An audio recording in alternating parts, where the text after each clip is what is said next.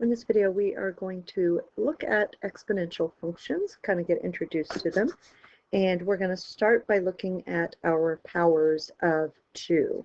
So we're going to be looking at our exponents of 2 rising. So we're going to copy this table, leaving yourself plenty of space because we're going to show a little bit of work here. We are going to do for our domain from -5 to 5, and then for our y value, we're going to do 2 to the x. So this variable being in the exponent position, that's what makes this exponential. Now I'm going to start with the ones that we know and understand. So starting with 2 to the 1, so I'm taking out the x and plugging in 1. Starting with 2 to the 1, that would just give me 2. And then 2 squared, I'm just showing my work up above it so my work stays kind of neat. And then 2 cubed, 2 times 2 is 4 times 2 is 8. 2 to the 4th, I'm going to multiply by 2 again. And 2 to the 5th, I'm going to multiply by 2 again. That's my powers of 2. So 2, 4, 8, 16, 32. Now, we've always said anything to the 0 power is equal to 1, but we didn't really talk about y. So let's talk about y, and then we're going to talk about those negative exponents as well. So as I'm going forward here, each time I am multiplying by 2. Each time I am multiplying by 2. That means going backwards, I would be dividing by 2. So to go from here to go backwards, I would divide by 2. That's why 2 to the 0 is equal to 1, because 2 divided by 2 is equal to 1. So going backwards, the inverse of multiplying by 2 is dividing by 2. So going backwards here, waiting on my pen to catch up with me. Going backwards, I'm dividing by 2. Same is going to happen with our negative exponents. So going backwards, I'm dividing by 2. So if I do 2 to the -1, going backwards, I divide by 2. So that's 1 divided by 2, which I write as a fraction. That's why that negative exponent moves you to the denominator and changes it to a positive exponent. If I divide by 2 again, so if I'm going backwards and I divide by 2 again, that's going to be 1/2 divided by 2, which is going to give us 1/4. Notice here that my x to the, or 2 to the -2 and my 2 to the 2 are reciprocals of one another. And if I keep going, that's going to stay true. So that's how the negative exponents work. Now we're going to use this table of values in just a minute to do some graphing. But before we do that, let's take a look at our powers of 1/2. So we're going to do the same thing, starting at 1/2 to the 1. Well, that's just 1/2. 1/2 squared is going to be 1 squared over 2 squared. 1/2 cubed is going to be 1 cubed over 2 cubed. 1/2 to the 4th is going to be 1 to the 4th over 2 to the 4th, and so on. And then we've already said anything to the 0 is equal to 1. But notice on this one, going forward, I'm dividing by 2. That means going backwards, I'm multiplying by 2. So 1/2 to the -1 is going to be 2. And 1/2 to the -2 is going to be 4, and then 8, and then 16, and then 32. So if you take a look at these two, let's see if I can get them both on the same page here. If you take a look at these two, notice that they're just flipped. They're flipped from each other. And that's because of that 1/2 versus 2 as our base to our exponent there. Okay. Again, on this one, that x being in the variable position is what makes it exponential. So let's write down that definition. These are examples of exponential functions, and that is because the independent variable x is in the exponent position. That's what makes it exponential. Go ahead and pause here if you missed any part of that, and then we're going to look at graphing each of these using our table of values.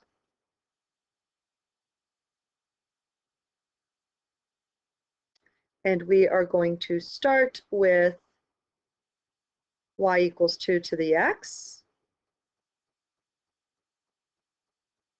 And we are going to start by doing a table of values. And I'm going to use what we just did, so I don't have to redo my math there.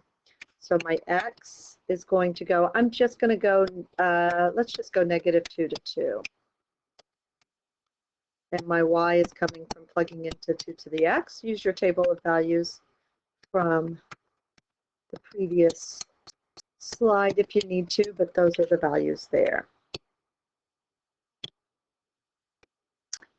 And you're going to need to draw a grid, so go ahead and do that. And I'm going to plot my points here. So I'm going to start with 0, 1. Whoops, I made that way too big. Let's try that again. Let's go much smaller than that. 0, 1, which is right there. 1, 2, and 2, 4. 2, 1, 2, 3, 4. And then -1, 1/2. And then 1/4. I'm going to get closer and closer to that x-axis. Now notice my fractions there are going to become 1/4, 1/8, 1/16, 1/32. There's no way for it to ever equal 0. So watch, I'm going to kind of skim right along that line. It's going to move up fast, and it's going to get super close, but not cross. Let me do that better. It's going to get super close, but not cross that x-axis. So draw an arrow there. It's going to skim right along top, getting closer and closer and closer, but never quite touch that x-axis. So there is our graph. Whoops.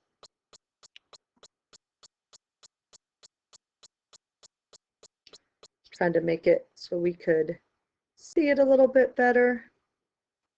There is our graph and our table of values.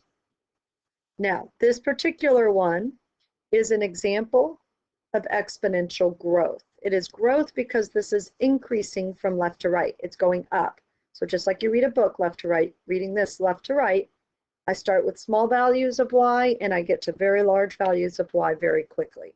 If I plotted the next point, it would be 3, 8, which would be 1, 2, 3, 4, 5, 6, 7, 8, right there. So it gets very big, very quick. Very big, very quick. Okay, my domain is all real numbers. I know it's all real numbers because there's no value of x I can't plug in.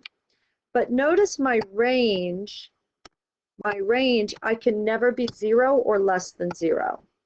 So my y is going to be greater than 0 for my range. Okay, that line, so let's write our definition and then we'll draw it in. That line that we're approaching but never crossing, that y value that we're approaching but never crossing, that is called an asymptote. In this case, the asymptote is the x-axis.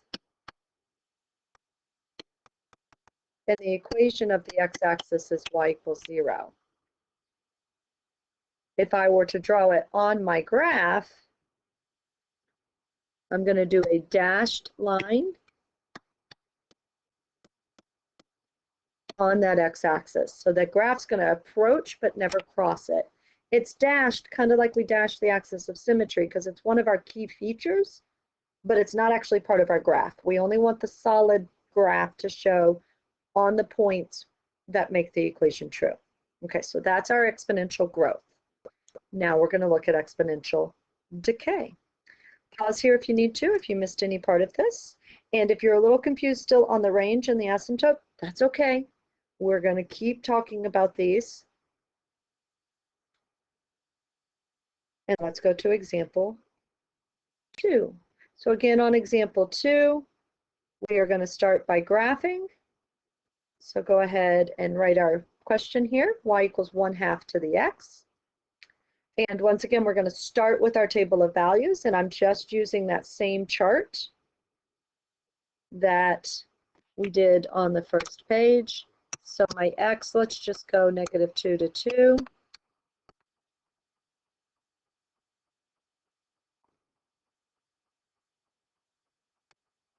And my y, we're getting by plugging into 1/2 to the x. So anything to the 0 is 1. 1/2 to the 1 is 1/2. 1/2 squared is 1/4.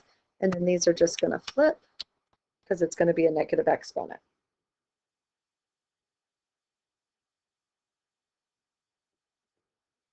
And let's plot those. So 0, 1, 1, 1/2, 1/4, -1, 2, -2, 4. And if you wanted to do -3, it would be 8. And so this thing's going to come down like this. And once again, it's going to skim right over top of the x-axis. It's not going to cross it. It also doesn't loop back up. It comes right down on top of it, skims it, gets closer and closer every step of the way, but does not cross it. This is an example of exponential decay.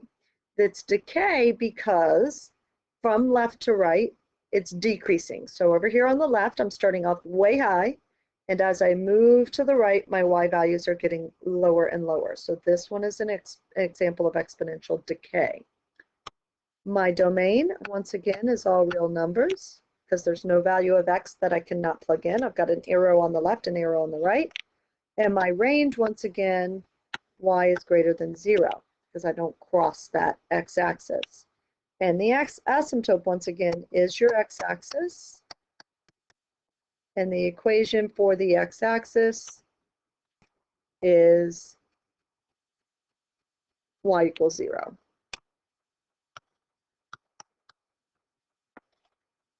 Okay, we are going to talk more about the graphs. This was just our introduction. So if you're confused on any part of it, we'll go over those questions first, and then we'll look at graphing some of these with transformations tomorrow.